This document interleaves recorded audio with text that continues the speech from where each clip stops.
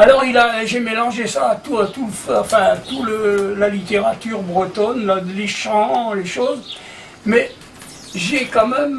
Est-ce que c'était nécessaire la littérature pour toi? Ah oui, je suis très littéraire.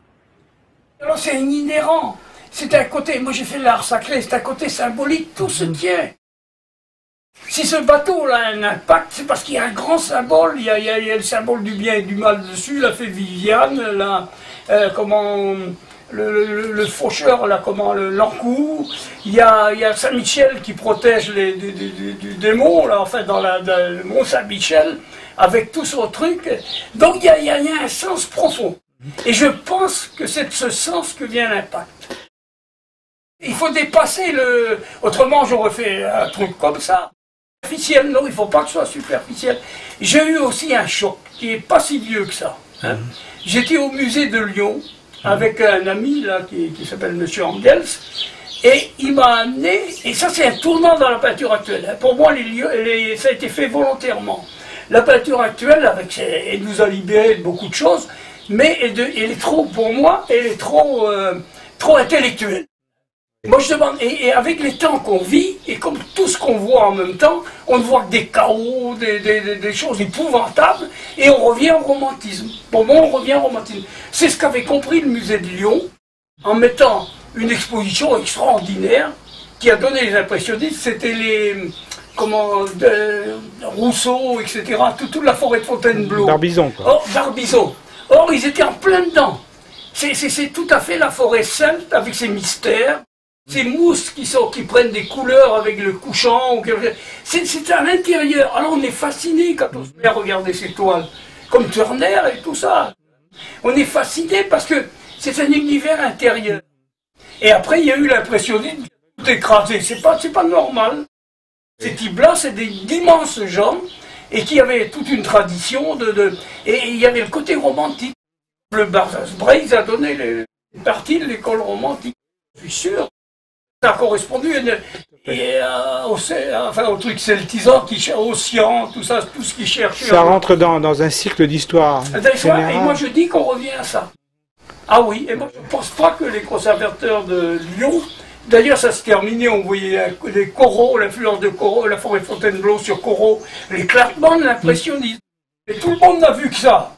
Avant, c'était pas des nullards. Il n'y a plus de mystère. Moi, je pense qu'on est revenu dans une époque où les gens ne savent plus où ils sont. Ils sont bousculés. S'ils ouvrent une image, autrefois, on n'avait pas d'image, on ne voyait rien. Alors, ils voient de la violence partout, ils ont peur. Parce que c'est peut-être pas pire que ça pouvait être en 1830. C'est planétaire. Alors, il y a la grande peur du Moyen-Âge. Moi, je suis en plein là-dedans. Alors, comme j'ai eu la chance de vivre dans un pays qui avait une telle personnalité, qui avait gardé quand même, en dehors de sa couleur, tout un truc breton, hein, profond, on peut appeler peut-être ça la superstition, moi je suis pas si sûr que ça. Et ils avaient une autre manière de voir les choses.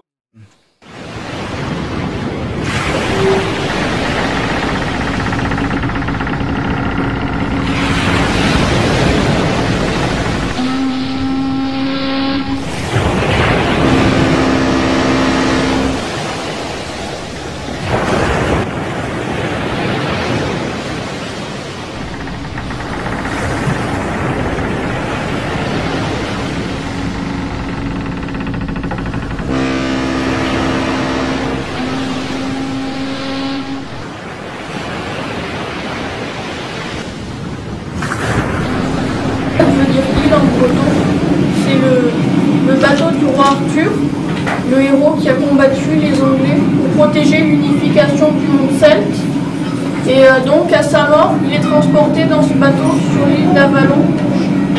Et on dit que c'est là où séjourne les dieux, quelque part dans les brumes d'Islande. Alors ce bateau, c'est un bateau catafalque, un cercueil exposé avec les objets symboles des croyances bretonnes. Alors, vous voyez au milieu la faux sur l'échelle de poupée. Alors, elle représente un encou, celui qui vient de prendre la vie.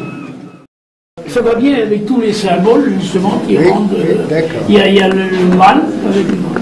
et le bien avec Saint-Michel qui défend des démons et qui a la coiffe de deuil des femmes de marins mortes, des marins morts. Il y a tous ces symboles après, les symboles aussi bien de leur cou, L'encou, les gens ne savent pas. oui, L'encou, c'est le nom de la mort. c'est le nom de la mort. Et qui a une charrette.